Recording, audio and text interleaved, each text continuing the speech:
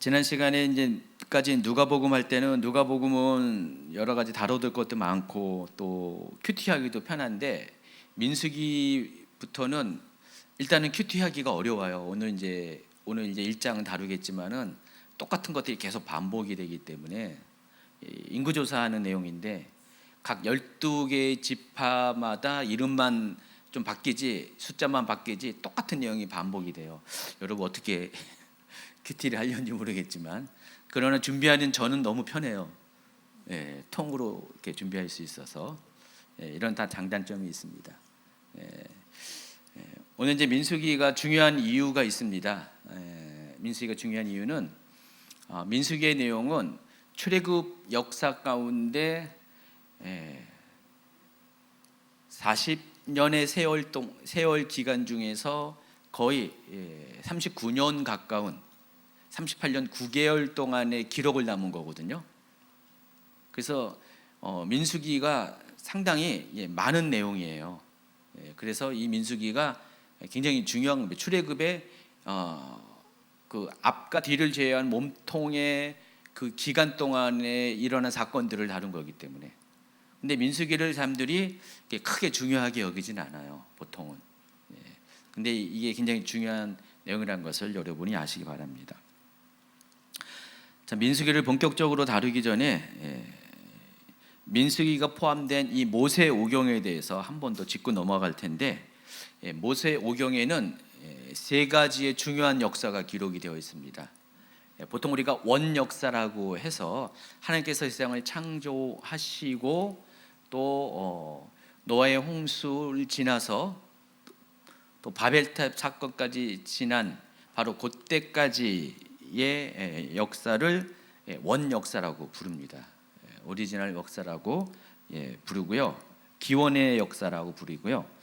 또 그 이후부터 12장부터 창세기 12장부터 50장까지는 족장 시대의 역사라고 부릅니다. 그래서 4명의 족장이 등장합니다. 아브라함, 이삭, 야곱, 그리고 야곱의 12아들 중에서 특히 요셉과 그리고 또 유다가 좀 강조가 되죠.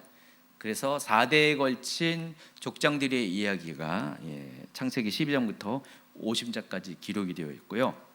그리고 출애굽 역사가 출애굽기부터 신명기까지 기록이 되어 있습니다.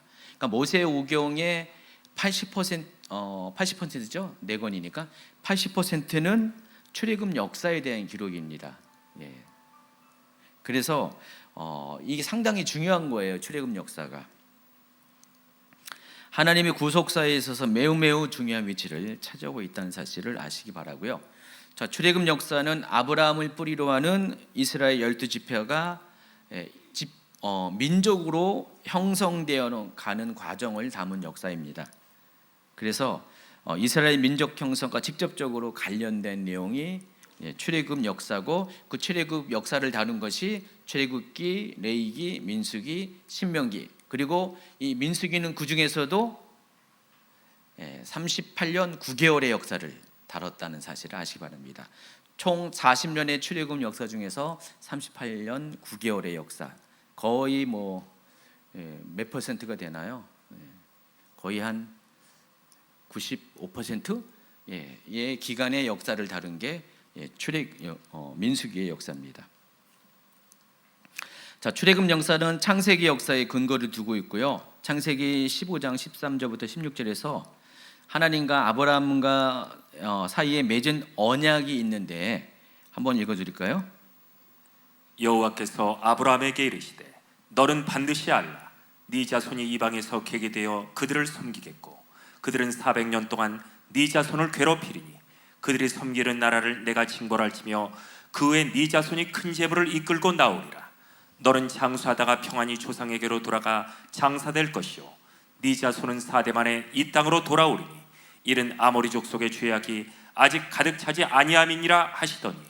이 창세기 15장에 이 하나님과 아브라함과 맺은 횃불 언약이라고 보통 부르는데 이 사건이 상당히 중요합니다. 물론 하나님께서 창세기 12장부터 계속해서 세 가지 약속을 하셨어요. 땅과 자손과 또 복의 그 근원이 된다는 이 세 가지 약속을 하셨는데, 근데 이 창세기 15장에서는 구체적으로 아브라함의 후손의 그 미래가 아주 구체적으로 제시가 되어 있습니다. 그것이 400년 동안 이방에 객이 될 것이고 또 4대 만에 다시 이 땅으로 돌아올 것이다라는 그와 같은 아주 구체적인 약속이 창세기 15장에 나와 있습니다. 그래서 16절에 기록한 약속대로 아브라함의 자손인 이스라엘 민족은 정확히 4대 만에 가나안 땅으로 다시 돌아오게 됩니다. 그래서 출애굽 역사는 작은 부족에서 시작해서 거대한 민족으로 형성되는 과정, 또 땅을 차지하는 과정, 그리고 모든 민족에게 복이 되는 존재로 세워지는 이 과정을 다룬 것이 출애굽의 역사입니다. 그리고 하나님께서는 아브라함과도 약속하셨고 이삭과도 그 약속을 또 다시 확인하시고 야곱에게도 그 약속을 또 한 번 더 확인을 하십니다. 자, 출애굽기 1장은 겨우 70명에 불과한 아주 적은 숫자의 야곱의 가족들이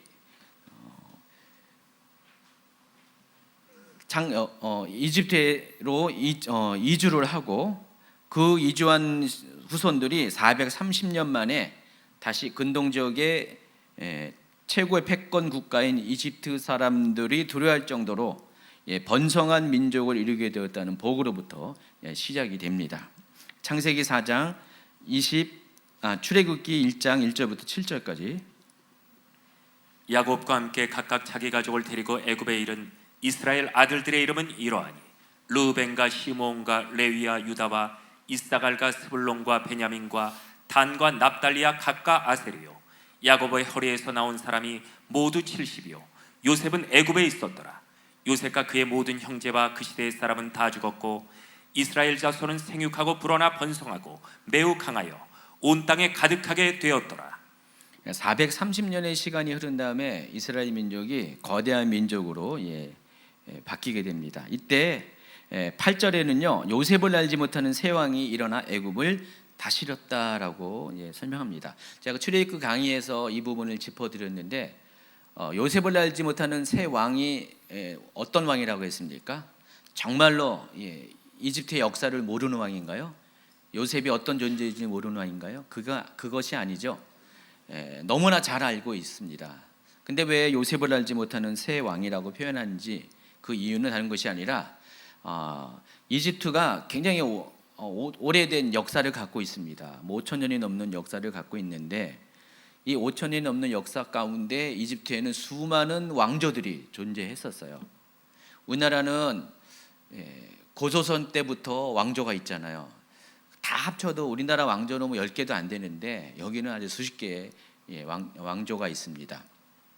근데 그 왕조가 일어날 때마다 그 이집트 그 원주민들만이 이 왕조를 이렇게 세운 게 아니었어요.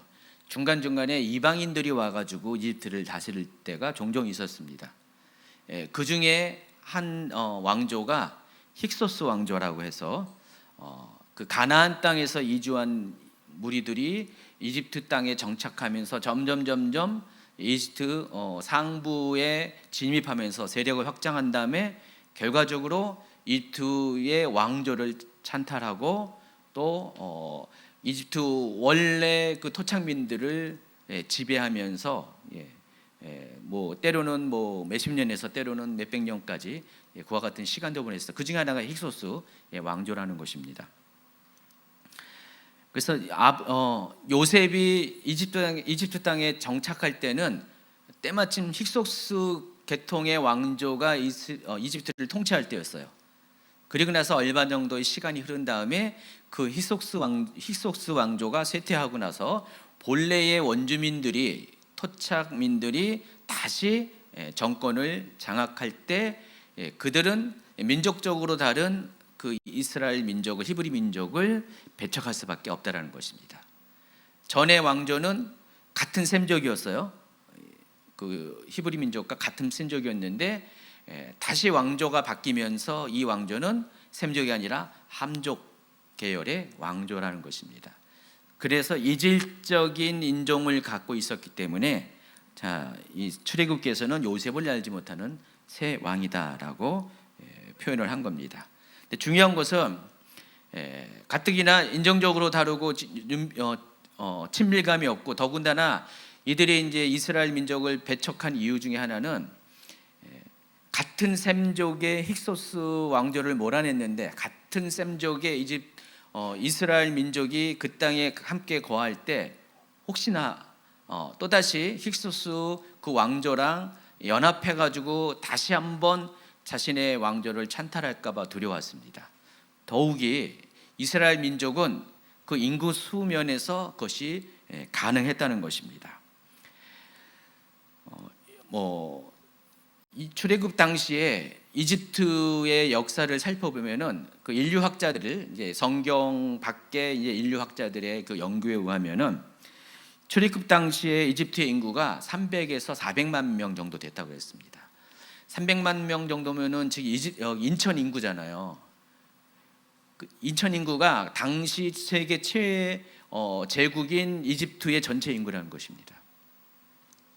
여러분, 우리가 지금 75억 넘는 인구 시대에 살고 있는데 2000년 전만 해도 전 세계 인구를 합쳐서 10억이 채 안 됐어요. 시대로 가면 갈수록 더욱 인구가 줄었겠죠. 그래서 이때 당시 300만 명은요 굉장히 큰 인구입니다. 300에서 400만 명이 굉장히 큰 인구예요. 요즘 식으로 말하면 매덕에 해당하는 겁니다. 그리고 또 바벨론 시대의 인구가 200만 명 정도에 불과했다고 합니다. 그러니까 여러분 에게하는데 그때 당시는 이게 거대한 인구라는 것입니다. 당시 이제 로마 제국 시대 로마가 전 세계에서 가장 인구가 많은 도시였는데 100만 명이었어요. 완전 초거대 도시였습니다. 지금은 뭐 4천만 명 막 되는 도시도 있잖아요.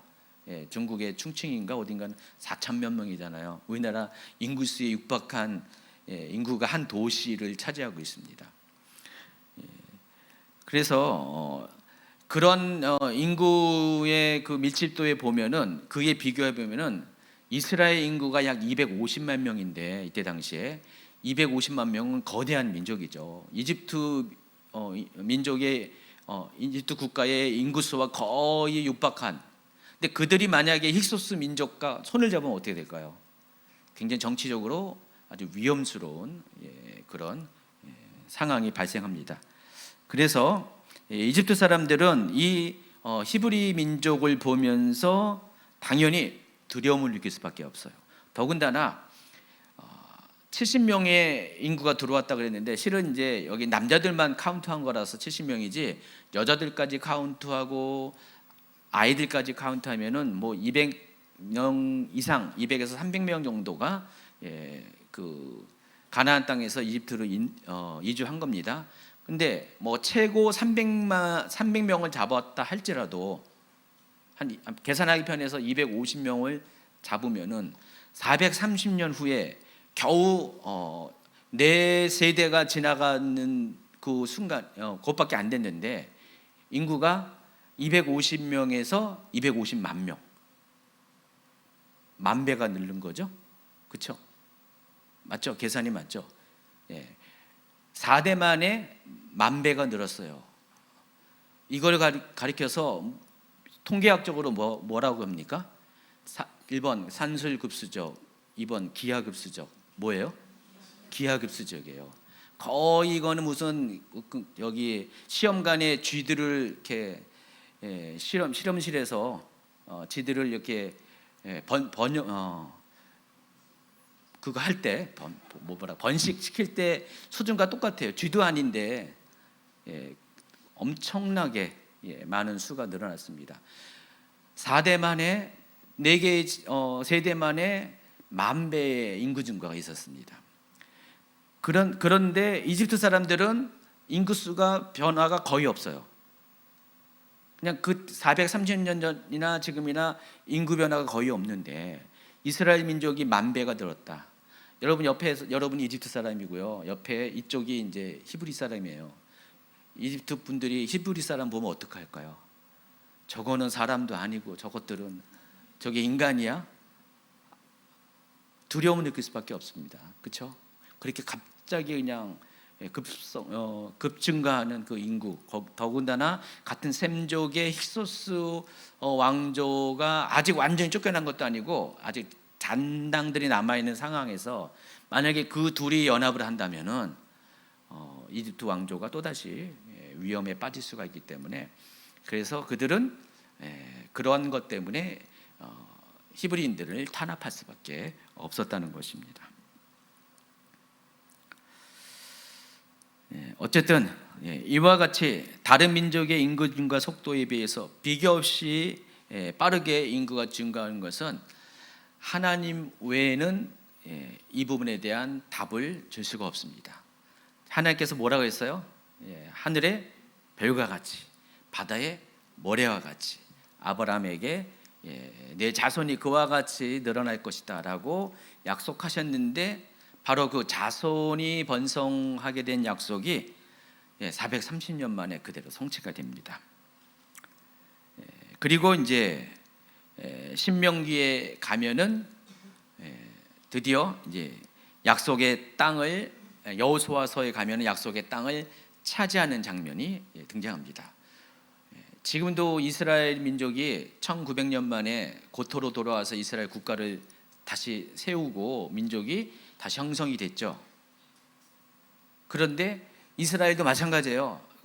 그 옛날에도 구약 시대에도 마찬가지예요. 430년 만에 다시 옛 땅으로 돌아가서 그 땅을 다시 회복한다는 것은 그때도 기적이었죠. 그때도 기적이었고 지금도 기적이라는 것입니다. 그래서 이스라엘 민족은 정말 하나님께서 하셨다는 것들이, 그들과 함께 하신다는 것들이 뭐 구약 시대도 신약 시대도 여실히 증명되는 그와 같은 민족입니다. 이게 하나님께서 아브라함과 최초에 맺은 약속이 그대로 성취가 된 겁니다. 그러니까 창세기 15장이 얼마나 중요한지 여러분 아시겠죠? 그리고 세 번째 약속도 그대로 성취됩니다. 모든 민족의 복이 될 것이다 라고 했습니다. 너는 복이라고 그랬는데 복 자체라고 그랬습니다. 그래서 이스라엘 민족은 가는 곳곳마다 항상 기적이 함께 했어요. 광야 생활에 250만 명이 그 40년의 광야 생활을 버틴다는 것은 기적이 아니고서는 불가능한 겁니다. 하나님이 주신 복이 아니면은 불가능했던 것입니다. 이와 같은 하나님께서 약속하신 세 가지의 복이 실현하고 있는 과정이라는 측면에서 출애굽 역사를 보면은 출애굽 사건은 이스라엘이 작은 부족에서 시작해서 거대한 민족으로 형성되는 과정과 땅을 차지하는 과정, 그리고 모든 민족에게 복이 되는 존재로 세워지는 과정이 어떻게 시작되고 어떻게 성취됐는가를 알게 해준다는 것입니다. 자, 이와 같은 이제 전제하에 이제 오늘 이제 민수기 이야기를 좀 시작하도록 하겠습니다. 민수기 33장에는 이스라엘 백성이 이집트 람셋을 출발해서 약속의 땅 가나안이 보이는 요단 건너편 모압 평야에 이르기까지 약 40년 동안에 거쳐간 여정들이 기록이 되어 있습니다. 근데 이것을 더 정확하게 이야기하면은 BC 1446년 1월 15일부터 BC 1406년 11월 1일까지의 기록입니다. 민수기 33장 1절 2절 또 48절 49절 모세와 아론의 인도로 대오를 갖추어 애굽을 떠난 이스라엘 자손들의 노정은 이러하니라.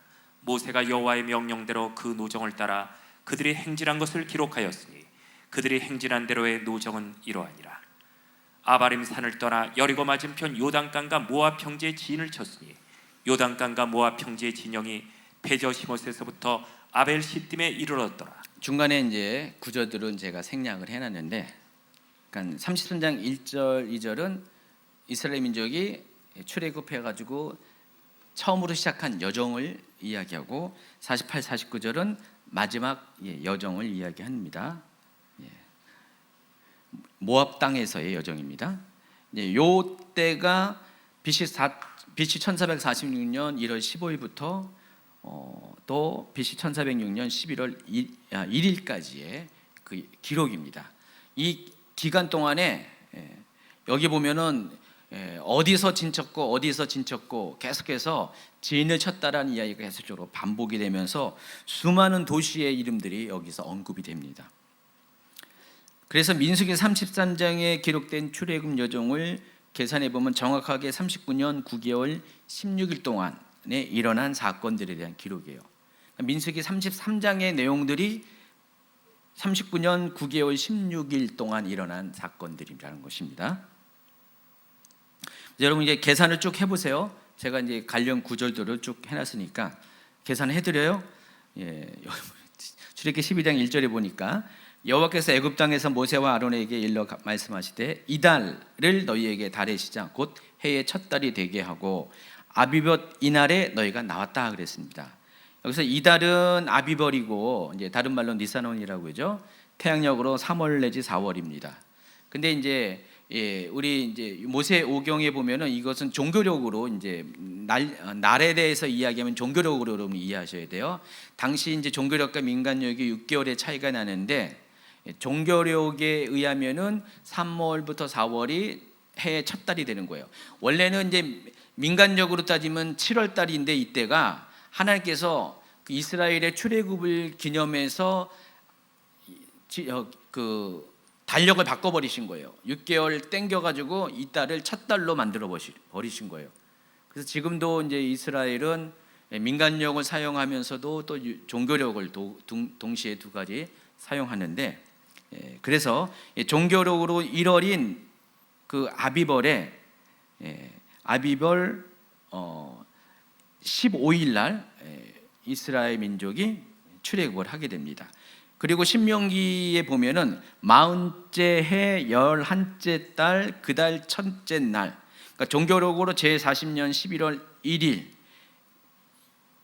그리고 이게 BC 1406년입니다. 출애굽이 BC 1446년으로 기준으로 삼았을 때 이렇게 계산이 되는 거예요. 왜 이제 출애굽이 BC 1446년인지는 제가 예전 강의에서 한 두세 번 얘기했는데 한번 찾아보세요. 찾아보시면은 그때가 나올 겁니다. 찾기가 귀찮으면 제가 또 링크를 찾아서 해드리고요.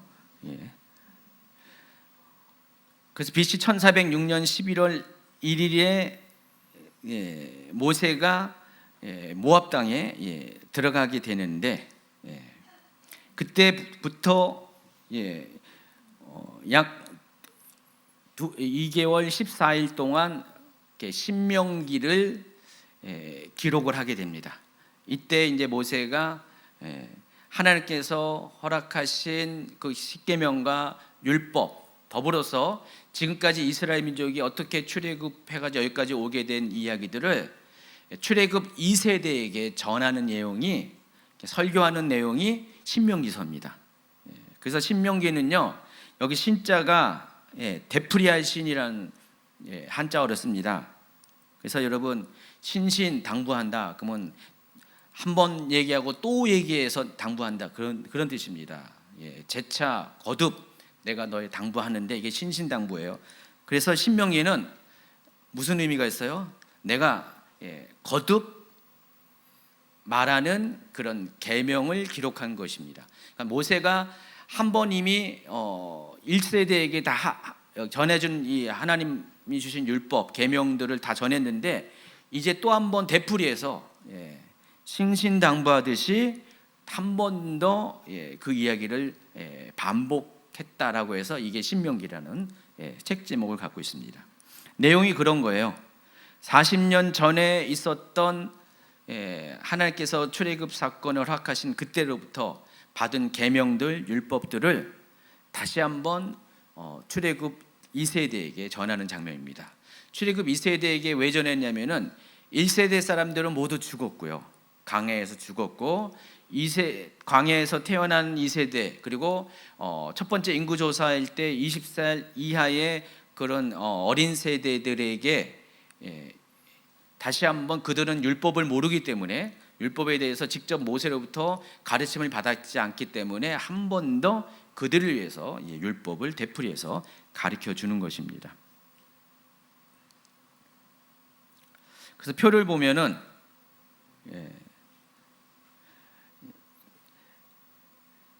이번에 가르침의 대상은 출애굽 2세대라고 했습니다. 그래서 표를 보면은 1차 인구조사가 제2년 2월 1일 날 있었고 2차 인구조사가 제40년 5월 이후에 있었는데 장소가 달라요. 첫 번째 인구조사는 시내 광야, 2차 인구조사는 모압 평지가 있었고 이때 당시에 그 인구조사의 대상이 되는 사람들이 완전히 달랐어요.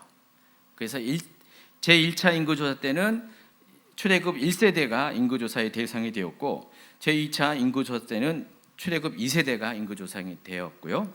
그래서 이미 다 죽어버린 1차 출애굽 1세대를 대신한 출애굽 제2세대에게 또다시 한 번 더 율법에 대해서 가르칠 필요가 있었기 때문에 신명기서가 기록이 되었다는 것입니다. 그래서 BC 1405년 1월 10일 날 BC 1406년 11월 1일 날 이스라엘 민족이 모압 땅에 들어갔고요.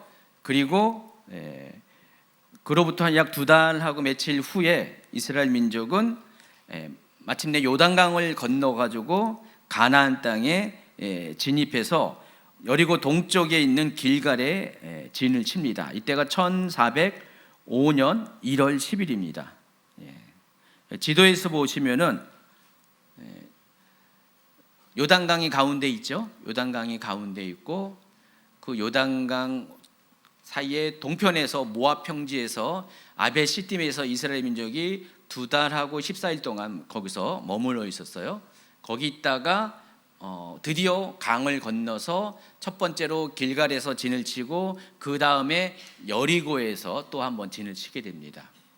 그리고 이 여리고에서 뭘 했냐면은 1405년 1월 14일 날 여호수아서 5장 10절부터 12절까지 읽으세요. 또 이스라엘 자손들이 길갈에 진쳤고 그달 14일 저녁에는 여리고 평지에서 유월절을 지켰습니다. 여기까지만 하세요.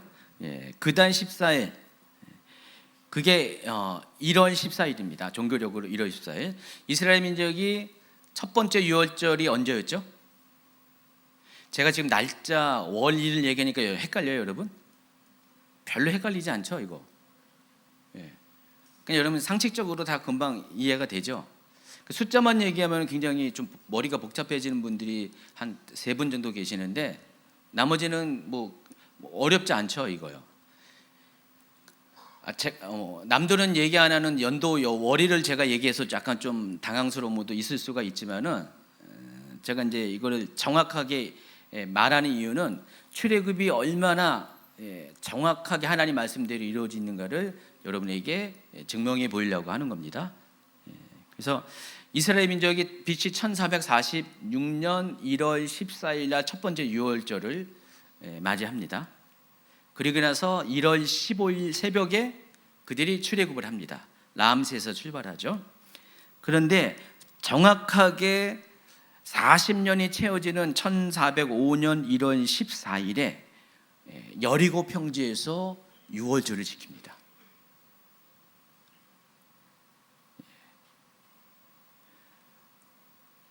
그래서 이스라엘의 광야 여정은요 6월절부터 시작해서 6월절로 끝나요.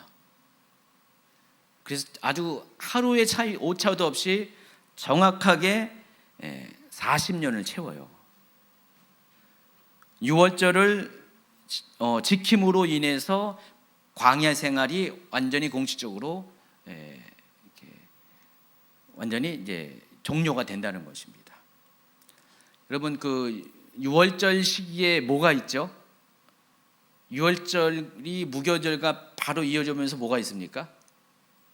초실절이 있잖아요. 초실절이 무슨 추수절기입니까? 보리 추수잖아요. 그래서 그 전까지는 하나님께서 이들이 곡식이었기 때문에 어떻게 했어요? 하늘에서 만나를 보내주셨잖아요. 근데 이들이 이 6월절을 딱 지킬 때 하나님께서 그 모든 것을 끊어주시고 이 땅에서 소산을 먹게 합니다. 그러니까 그 하늘의 만나와 메추라기는 광야 때만 하나님 먹게 한 거고요. 이들이 이제 광야의 생활을 끝나고 소출을 먹기 시작할 때부터는 그 모든 것이 끊어지게 됩니다. 그래서 그때가 바로 유월절이에요. 이스라엘의 광야 여정은 그래서 정확하게 40년의 시간을 보내는 겁니다. 처음에 1446년 1월 15일 날 나왔을 때는 그러니까 약간의 곡식은 갖고 나왔지만은 며칠 동안은 먹을 곡식은 갖고 나왔지만은 그들은 대부분 이제는 기본적인 농업을 통해서 소출을 얻는 환경에서 이제 완전히 끊어진 겁니다. 그때부터 시작해서 카운트해가지고 다시 소출을 먹게 되는 그 새로운 환경이 맞이할 때가까지가 정확하게 하루도 빠짐없이 40년이라는 것입니다. 이해하시겠어요? 그래서 이스라엘 민족이 그 40년의 시간을 보낸 것들을 좀 구체적으로 다시 짚어드리면은요, 페이지 8페이지로 넘어갑니다. 람셋에서 이제 처음 출발이죠. 람셋에서 시내 광야까지가 2개월이 걸립니다. 정확하게 2개월이 걸려요. 그래서 출애굽기 12장 2절은 13장 4절은 아까 읽어드렸죠. 아비벌 이날에 너희가 나왔다 그랬습니다. 그때가 BC 1446년 1월 15일이고요. 그리고 출애굽기 19장 1절에 보니까 이스라엘 자손이 애굽 땅을 떠난 지 3개월이 되던 날 3월 15일이에요. 그들이 시내 광야에 이르렀다 그랬습니다. 그러니까 2달 동안 광야를 거쳐서 시내산이 보이는 시내 광야에 도착해서 거기서 머물게 돼요. 장기간 거기서 머물게 됩니다. 그래서 민수기 33장에 보면은 그때까지의 기간 동안에 2개월 동안에 거쳐간 도시들이 나와요. 보시면은 람셋, 숫곳, 에담, 바알스보나, 비하이롯, 믹돌, 하히롯, 마라, 엘림, 홍해가, 신광야, 돕가, 알루스, 리비딤, 시내 광야. 민수기에 나와 있는 진을 친 순서를 여기서 제가 정리해 드린 겁니다. 이 14개의 지명들이 2개월 동안에 거쳐간 장소라는 것입니다. 그리고 시내 광야에 도착한 이스라엘 백성들은 시내삽 앞 시내 광야에서 정확하게 11개월 5일 동안 머무르게 됩니다. 이들이 BC 1446년 3월 15일에 시내 광야에 도착했다고 그랬죠. 람셋을 떠난 지 정확하게 2개월이 지난 날, 그리고 나서 민수기 10장 11절에 보니까 둘째 달 20날 1445년 2월 22일 날 구름이 증거의 성막에서 떠오를 때 그때 이스라엘 자손이 시내 광야에서 출발했다고 그랬습니다. 그래서 이것을 날짜를 계산하면 11개월 5일이 나와요. 이 개월이 수라는 것은 우리 한국에 사용하는 31일, 30, 28일 그게 아니라 이스라엘 달력은 무조건 한 달이 30일이 돼 있으니까 30일 기준으로 말하는 겁니다. 그래서 11개월 5일 동안 시내 광야에서 머문 게 정확하게 데이터가 나온다는 것입니다. 거의 1년 가까이 있었죠. 1년 가까이 있으면서 하나님 뭘 했습니까? 여기서 이스라엘 민족에게 먼저 언약을 맺으셨죠. 19장부터 24장까지 출애굽기 하나님의 백성이 되고 하나님은 그들의 하나님이 되고, 그래서 그 언약의 증거로서 계명을 주셨습니다. 십계명을 주셨어요. 이걸 언약서로 삼아서 계약서로 삼아서 이스라엘과 그 하나님 사이에 피 언약을 맺었다고 그랬죠. 생각나시죠? 양푼을 가지고 번제로 드려진 소의 피를 모아서 반은 제단에 뿌리고 반은 이스라엘 백성에 뿌려져 가지고 이게 피 언약으로 하나님과 언약을 맺었다고 그랬습니다. 그리고 하나님께서 이때 613개의 율법 조항들을 토라 안에 있는 613가지의 조항들을 율법 조항들을 줍니다. 율법만 주신 게 아니라 레위기에서는 제사 제도를 가르쳐 주십니다. 또한 레위기 후반부에는 절기 제도를 가르쳐 주세요. 그래서 제사와 절기 제도를 통해서 하나님을 예배하는 법을 가르쳐 주셨습니다. 또 그것을 위해서 제사와 절기 제도를 위해서 또 뭘 주셨습니까? 성막을 제조하게 하셨어요. 그래서 제사와 절기 제도는 주로 레위기에 나와 있고요. 성막 제조는 어디에 나와 있습니까? 주로 출애굽기 중반 이후에 주로 나와 있습니다. 자, 이 모든 일들은 이스라엘 백성이 시내 광야에 있었을 때 일어난 사건입니다. 그래서 레위기와 출애굽기와 레위기는 전부 다 어디예요? 남새에서 출발해 가지고 시내 광야까지 있었던 그 기간. 그러면 2개월하고 11개월 5일 합치면은 13개월 5일 동안 있었던 사건들이 출애굽기와 레위기에 기록이 되어 있습니다. 이해하시겠죠? 이후 이스라엘 백성들은 BC 1445년 2월 10일에 시내 광야를 출발합니다. 민수기 10장 11절 다시 한번 읽어드리면은 둘째 달 20날 곧 1445년 2월 20일에 구름이 증거의 성막에서 떠오르매 이스라엘 자손이 시내강에 출발하여 자기 길을 가더니 바란강에 구름이 머무니라 그랬습니다. 그래서 시내강야를 출발해서 가나안 땅을 향해 나아가는데 첫 번째 머문 곳이 바란강에 있는 가데스라는 곳입니다. 근데 민수기 11장에 보면은 이들이 그 중간에 두 곳을 더 거치게 됩니다. 기브롯 핫다와 또 하세롯, 그리고 바란강야에 있는 가데스 바나에 진을 칩니다.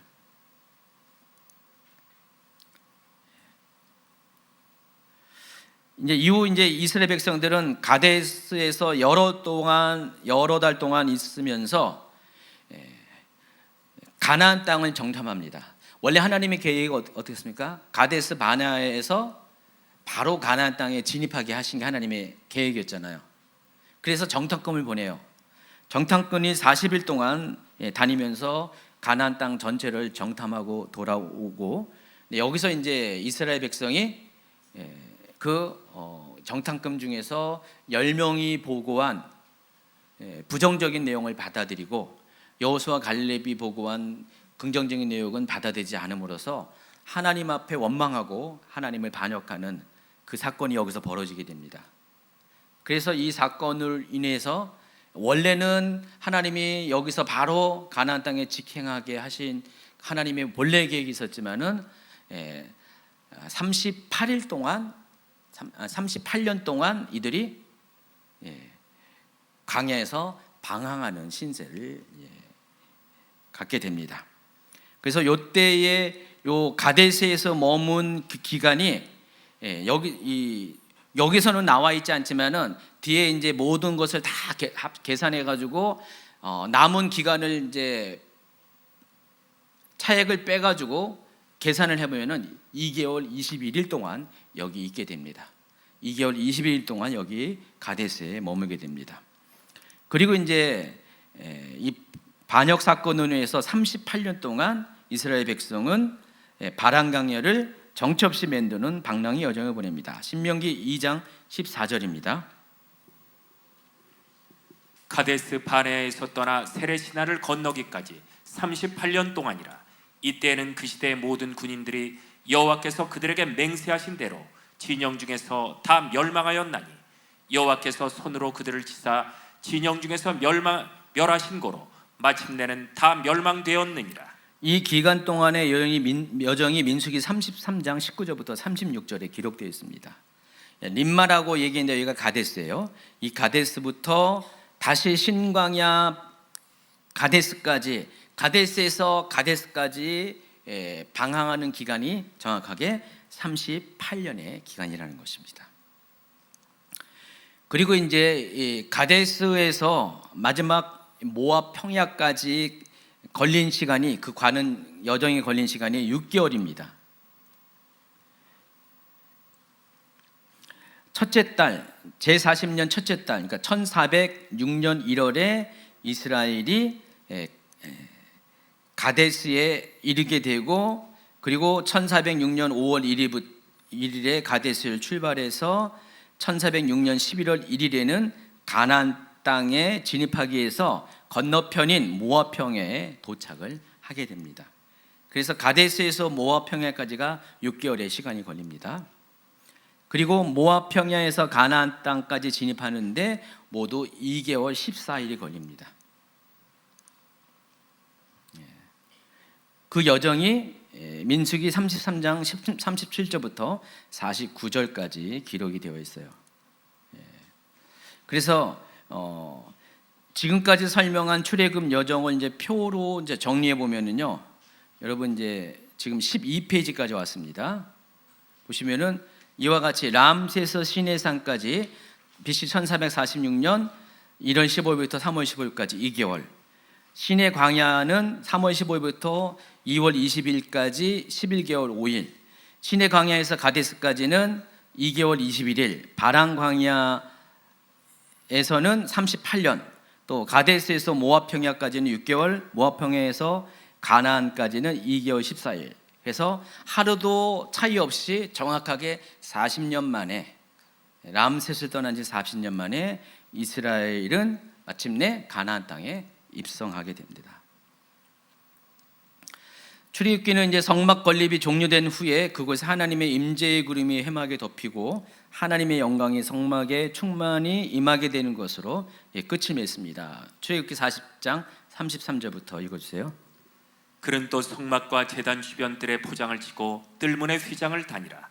모세가 이같이 역사를 마치니 구름이 회막에 덮이고 여호와의 영광이 성막에 충만하매 모세가 회막에 들어갈 수 없었으니 이는 구름이 회막 위에 덮이고 여호와의 영광이 성막에 충만함이었으며, 구름이 성막 위에 떠오를 때에는 이스라엘 자손이 그 모든 행진길에 앞으로 나아갔고 구름이 떠오르지 않을 때에는 떠오르는 날까지 나아가지 아니하였으며, 낮에는 여호와의 구름이 성막 위에 있고 밤에는 불이 그 구름 가운데에 있음을 이스라엘의 온 족속이 그 모든 행진하는 길에서 그들의 눈으로 보았더라.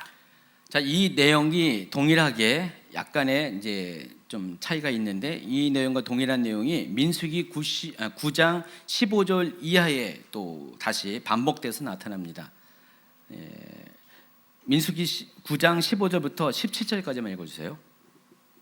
성막을 세운 날에 구름이 성막꽃 증거의 성막을 덮었고 저녁이 되면 성막 위에 불 모양 같은 것이 나타나서 아침까지 이르렀을 때 항상 그러하여 낮에는 구름이 그것을 덮었고 밤이면 불 모양이 있었는데, 구름이 성막에서 떠오르는 때에는 이스라엘 자손이 곧 행진하였고 구름이 머무는 곳에는 이스라엘 자손이 진을 쳤으니. 출애굽기 마지막 절에 나와 있는 내용이 민수기 9장에 나와 있어요. 이때가 언제라고 했어요? 제 40년째 되는, 아니죠, 두 번째 해 2월 20일 날, 두 번째 2월 20일 날 이스라엘 민족이 시내 강야의 생활을 다 청산하고 드디어 이제 가데스를 향해서 떠나잖아요. 떠나게 되는 게 1445년 2월 20일이에요. 자, 그런데 그 민수기는요, 이때부터의 역사가 아니라 그보다 19일 전의 역사부터 시작해요. 그래서 BC 1445년 2월 1일에 일어난 사건부터 시작했는데, 그게 이제 오늘 다뤄드릴 제1차 인구조사예요. 민수기 1장에 나와 있는 제1차 인구조사입니다. 그러면은 1장부터 9장 15절 사이의 그 기간은 약 19일의 기간인데, 이것은 출애굽기의 내용과 출애굽기에 있는 내용과 민수기의 내용이 일정 기간 겹치는, 중첩되는 기간이라는 것입니다. 그러니까 민수기는 BC 1445년 2월 1일부터 시작한 역사예요. 그리고 2월 20일 날의 역사가 출애굽기의 마지막 절에서 끝나는데, 그 내용이 9장 15절 이하에 나와 있는 거예요. 그래서 1장부터 9장 15절 14절까지는 바로 BC 1445년 2월 1일부터 20일까지 일어난 일이에요. 그 기간 동안 뭘 했다고요? 인구 조사를 하고 또 여러 가지 행군 내용도 짜고 뭐 연습도 하고 뭐 이런 기간이 19일 동안 있었던 거고요. 그래서 9월 15일 민수기 9장 15절에부터는 출애굽기 마지막 장 마지막 절에 나와 있는 드디어 이스라엘 민족이 시내강을 떠나는 BC 1445년 2월 20일부터의 역사 기록이 거기부터 이제 등장하게 된다는 것입니다. 좀 헷갈리나요? 좀 대답 좀 해주세요. 헷갈리는지 이해하는지를 알아야지 제가. 이해하시죠? 헷갈리면은 여기 표가 있어요. 그래서 이 표를 보시면 돼요. 두 번째 표를 보시면 아까 보여준 표에 약간 변화가 있는 건데 잘 보시면은 제가 중간에다가 시내강야 인구조사 기간 해가지고 1445년 2월 1일부터 1445년 2월 20일 요 20일간의 19일이 아니라 20일간의 요 시간 요 표를 더 삽입시켜 놨어요. 아까 표에는 이게 없었죠. 그리고 맨 뒤에 있는 모압 평야에서 저기 가나안 땅에까지는 제가 일단 생략해 놨고요. 그래서 지금 요곳을 잘 보시면은 시내강야 인구 조사하는 요 세 번째 항목에서부터 모압 평야까지의 요 네 개의 그 단에 있는 요 기간이 바로 이스라엘 민족이 민수기에서 다루는 출애굽 역사 기록이라는 것입니다. 그게 모두 몇 년 몇 개월이라고요? 38년 9개월이에요. 약간의 어려운 내용인 것 같지만은 다시 한번 이제 강의안을 반복해서 좀 읽으시면은 이렇구나. 충분히 관련 성경들을 자세히 같이 읽어보면은 이해가 충분히 될 겁니다. 어쨌든 올해 안으로는 다 이해가 될 거예요. 자, 민수기는 이제 이 기간 동안의 역사를 다룬 거고요. 민수기의 책 제목이 어떤 유래가 있는지를 좀 한번 보겠습니다. 이스라엘 사람들 히브리인들은요, 책 제목을 정할 때는 보통 어떻게 하는지 아시죠? 그 책에 나오는 첫 번째 단어를 가지고 아니 첫 번째, 어떨 땐 두 번째, 어떨 땐 네 번째 단어까지 나오는데 그걸 가지고 책 제목을 짓습니다. 그래서 원래 민수기의 그 히브리 성경의 책 제목은 그리고 그가 말하기를 이게 책 제목이었어요. 본래 와예 디베르라는 히브리어가 원래 책 제목이었어요. 그러다가 AD 6세기에서 7세기경에 이때가 중요한 시기인데 맞소라가 아니라 맞소라. 그 갈릴리 지역의 유대인들이 맞소라라는 그 사본을 만듭니다. 이 맞소라 학파가 덕분에 여러분 이제 장과 절이 구분되는 거예요. 전에는 이런 것도 없었어요. 그리고 그 히브리어는 자음만 있었잖아요. 모음을 달아놓은 사람들이 이 사람들입니다. 이방인들이 읽기 쉽게 공부하기 쉽게 모음까지 달아놓은 사람이 이 사람입니다. 그러니까 히브리 성경을 아주 획기적으로 쉽게 만들어버린 사람들이 이 마소라 학파인데 이 마소라 학파부터 민수기의 책 제목이 바뀌어요. 전에는 원래 그 전통에 따라서 첫 단어를 가지고 그리고 그가 말하기라는 이게 와예 디베르가 민수기의 책 제목이었는데 이 마소라 학파로부터 베 미드바르라는 광야에서라는 제목으로 불려지게 됩니다. 그래서 유대인들은 지금도 히브리 성경에는 책 제목이 뭐예요? 베 미드바르예요. 광야에서입니다. 근데 사실 알고 보면은 광야에서라는 단어가 책 제목이 상당히 이 책의 내용과 어필이 되는 것 같아요. 왜냐하면 광야에서 있었던 일들을 기록한 거기 때문에. 그런데 이제 이와 별도로 그 전에부터 있었던 미시나 탈무드 같은 데서는 이 민수기의 제목을 좀 다르게 불렀습니다. 셈하는 오경이라는 뜻으로 호메시 하피쿠딤이라는 책 제목을 달았습니다. 자, 이것이 70인역에서 히브리 성경을 히브리어 성경을 헬라어 성경으로 번역한 히브리 70인역에서 이 뜻을 가지고 책 제목을 삼았고요. 그래서 아리드모이라고 헬라어로 수르세마다라는 뜻의 책 제목을 잡았고, 이것이 계속해서 시대가 바뀌면서 라틴역으로 바뀌고 영어 사본 쭉쭉 바뀌면서 최종적으로 한글 성경도 민수기로 부르게 된 겁니다. 이해하시겠어요? 그러니까 이 책 제목과 관련된 역사를 여러분이 아셔야 돼요. 민수기와 책 제목이 어떻게 정해졌는가. 처음에는 어떻게 정해졌다가 중간에 어떻게 바뀌었다가 이게 몇 번의 그런 변경을 통해서 한글 성경에는 수를 세다, 백성의 수를 세다라는, 수를 세는 기록이라는 뜻의 민수기로 정해지게 됐습니다. 그래서 민수기는 다음과 같이 구성이 되어 있어요. 모두 3부로 구성되어 있는데 1장 1절부터 10장 10절까지는 광야 행진을 위한 준비 작업. 그래서 초반부에는 제1차 인구조사가 나오고요. 또 하나님께서 이스라엘 민족을 성결하게 하는 일들을 하게 하시고요.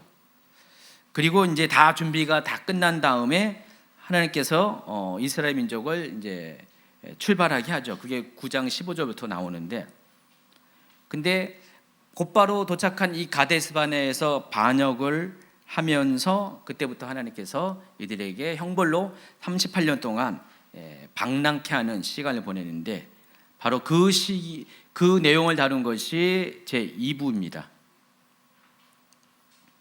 그리고 26장 1절부터 마지막까지는 가나안 땅에 들어가기 위한 준비하는 출애굽 세대에 관한 이야기 나오는데, 이때는 이제 모압 땅에 들어와 있죠. 이미 모압 땅에 들어와 있고, 모압 땅에서 하나님께서 드디어 이제 가나안 땅에 들어가게 하시는데, 그 첫 번째 준비 작업이 역시 인구조사였어요. 제2차 인구조사가 여기 나옵니다. 그리고 땅 분배 방법에 대해서 나오고요. 또 이외에 제사와 서원 규례에 대해서도 나와 있습니다. 자, 이와 같은 구조로 민수기가 1장부터 36장까지 기록이 되어 있습니다. 그래서 여러분이 앞으로 이제 민수기 성경을 읽을 때 이거를 이제 기억해 놨다가 이걸 따로 이렇게 어디 캡처해 놨다가 이걸 가지고 보셔야 돼요. 아, 지금 내가 어디 부분을 읽고 있구나, 어디 부분을 큐티하고 있구나, 이런 것을 아셔야 돼요. 그러면 여러분이 길을 찾아서 볼 수가 있습니다. 자, 여기까지가 이제 민수기 개론에 해당하고요. 첫 번째 강의는 여기까지 하겠습니다.